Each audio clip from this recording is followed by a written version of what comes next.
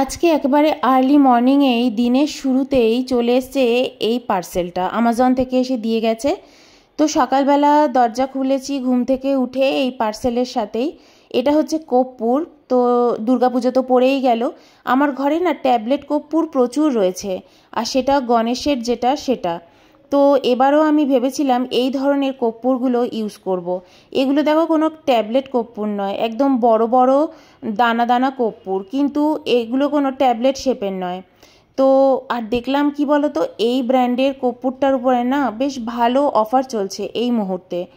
তো গণেশের কর্পূরটাই আনতাম, কিন্তু ওটা এখন 500 কর্পূর 900 টাকার মতন চলছে, আর এটা 650 টাকার মতন নিয়েছে। তো ভাবলাম একবার এনেই দেখি।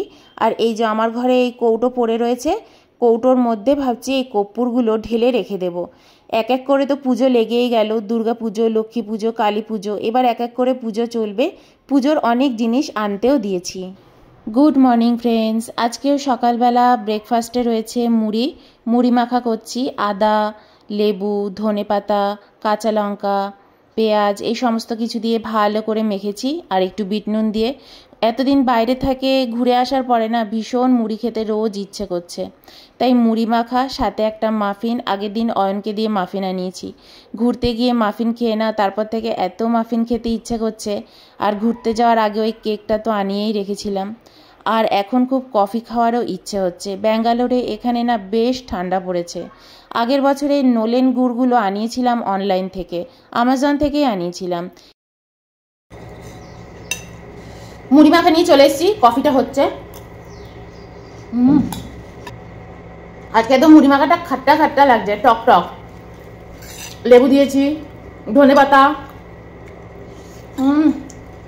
কফিতে কফি বানাবো, দুধটা তাই ফুটছে, ওটা ফুটুক, একটু ভালো করে জাল দেবো। কফি একটু আমার আবার তরিজুত করে ঘন ঘন করে ভাল লাগে। আমি তো কেরালা থেকে ফিল্টার কফি কিনে এনেছি, ওয়েনার থেকেই। আর তোমার বাড়িতে এসে ফিল্টার কফির ওই যে যেটাতে বানায় না, ওটাও কিনেছি, যেটা বললাম না হোটেলে দেখেছি, ওটাও কিনেছি। তোমাদের সাথে মানে শেয়ারও করে দিয়েছি আগের দিন। তো ওটাও ইউজ করব, একটু ভালো করে নেটে দেখে নেব ইন্টারনেটে যে কীভাবে ইউজ করে। আর সত্যি সকালে মুড়ি না হলে আমাদের না একদম চলে না।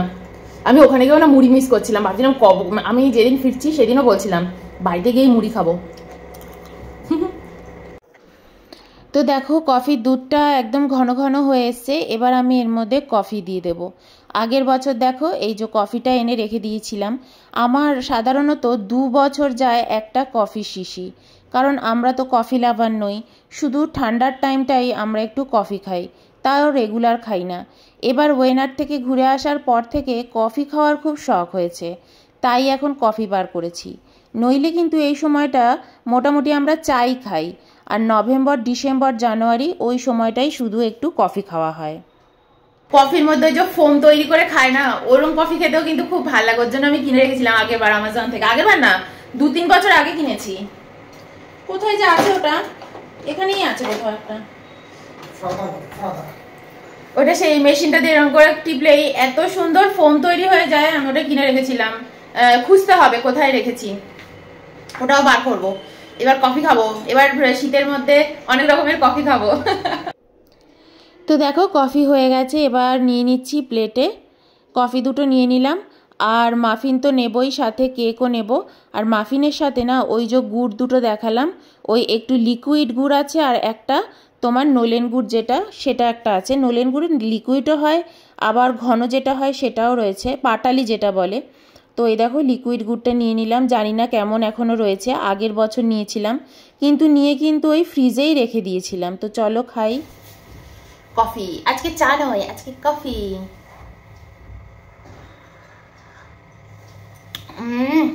দারুণ,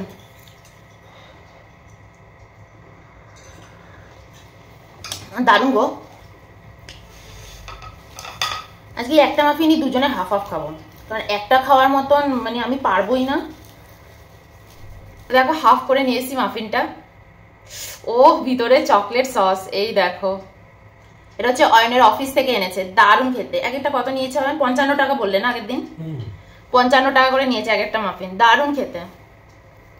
অয়নের অফিসে যা যা পাওয়া যায় ফাটাফাটি খেতে। যা কোয়ালিটি না। তো এই দেখো, আমি ছোট টুকরোটাই খাবো, অত বড়টা একটু বড় টুকরোটা অয়নকে দেবো, কিন্তু খাবো ছোলা গুড় দিয়ে। এটা দিয়ে খেতে খুব ইচ্ছে করছে। এই দেখো,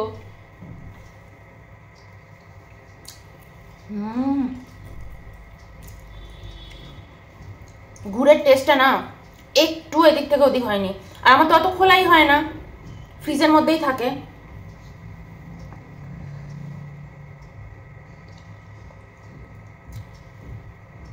অয়নকে দেবো না, তুমি খাবে নাকি গুড় দিয়ে?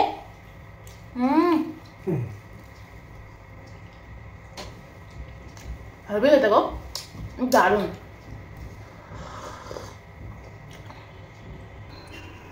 আজ বানাবো অরহর ডাল।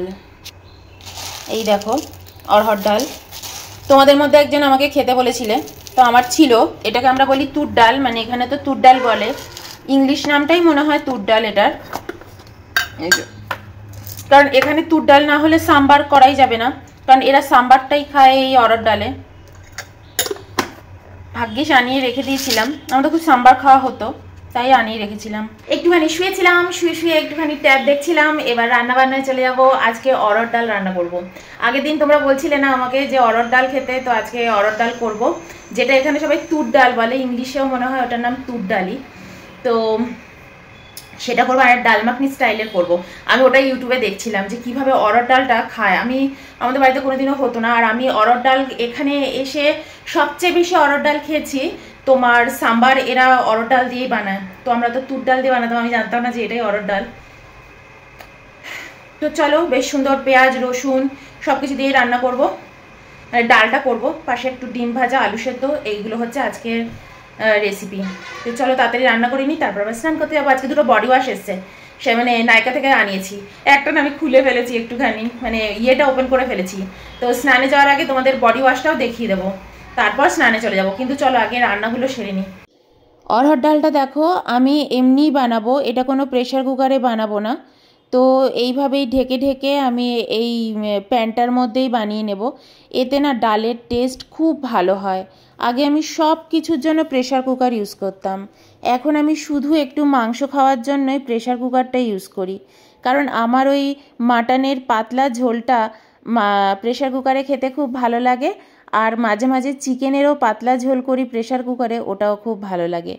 তো যাই হোক, আজকের অরহর ডালটা আমি দেখো একটু তোমার মশালা বা ধাবা ডালের মতনই করব। তো ওর জন্য আমি একটু জিরা ফোড়ন দিয়ে দিয়েছি, শুকনো লঙ্কা ফোড়ন দিয়েছি, পেঁয়াজ ভেজে নিচ্ছি। তার সাথে একটুখানি পেঁয়াজ আর শুকনো লঙ্কা আলু ভাতে মাখবো বলে তুলেও রেখেছি। টমেটো দিয়েছি, জিরে ধনে আর একটুখানি হলুদ নুন মশলা যা যা লাগবে সমস্ত কিছু দিয়ে দিয়েছি। ঘরে যদি একটু কসুরি মেথি পাতা থাকতো দিলে আরও খেতে ভালো লাগতো, একদম ধাবা টেস্ট লাগতো। তো আমি এর মধ্যে একটুখানি ধনে পাতা দিয়ে দিয়েছি, গরম মশলার গুঁড়ো একটুখানি দিয়ে দিয়েছি, যেটা আমি ঘরে বানিয়ে রাখি।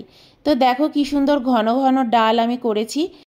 তো এই দেখো এই বডি ওয়াশ দুটো আনিয়েছি ইয়ে থেকে, নাইকা থেকে। তো স্নান করতে যাব আমি, না এটা আনানোর সাথে সাথে না এটা একটু ঘুরিয়েছি, টাক করে খুলে গেছে। তো যাই হোক, আমি আবার ভাবলাম যে না তোমাদের সাথে আগে শেয়ার করে নিই। ভীষণ সুন্দর গন্ধটা, এখন ইউজ না করে বলতে পারবো না, কিন্তু বেশ ঘন বেশ সুন্দর দেখলাম। তো ইউজ করে নিই, স্নান টান সেরে এসে তোমাদেরকে বলবো কেমন। গন্ধটা ভীষণ সুন্দর। এটা এই ব্র্যান্ডের ইয়েটা না আগে কখনো ইউজ করিনি। তো গোলাপিটা যখন খুলেই ফেলেছি এটাই ইউজ করি, আর এটা থাক তোলা। তো যাই এবার স্নান টান করতে যাই, নতুন বডি ওয়াশ নিয়ে তোমাদের এসে বলবো কোন যে বডি ওয়াশটা কেমন। ঠিক আছে চলো। খাওয়া হয়ে গেছে, খাচ্ছি পান। আর বডি ওয়াশটা না খুব ভালো ছিল, খুবই ভালো ছিল। কিন্তু বডি ওয়াশের যে ইয়েটা না পাম্প করার যেটা আছে ওটাতে না অনেকটা বেশি করে বেরিয়ে যাচ্ছিল। এমনিতে বডি ওয়াশটা বেশ ভালো। দামও নিয়েছে 250 ml, এগুলো তোমার ওই 350 300 এরকম, 60 টাকা 90 টাকা এরকম এক একটার, কিন্তু এক এক রকম প্রাইস, সবটার একরকম প্রাইস নয়। এগুলো মানে 350 টাকার এরকম দাম নিয়েছে। ভালো সুন্দর গন্ধ, ওই সেম প্লামের মতনই। এবার একটু বসে ভাবছি আজকে কোনো টিভিতেই কিছু একটা দেখবো, কারণ ঘুমটুম কিছুই পাচ্ছে না। এখন বাজে 4টে। তো এই এবার যে ব্লগটাও এন্ড করে দেবো, আর বক করারও কিছু নেই। তো চলো আজকের ব্লগটা এখানেই এন্ড করবো, আবার চলে আসবো নেক্সট দিন নেক্সট আপডেট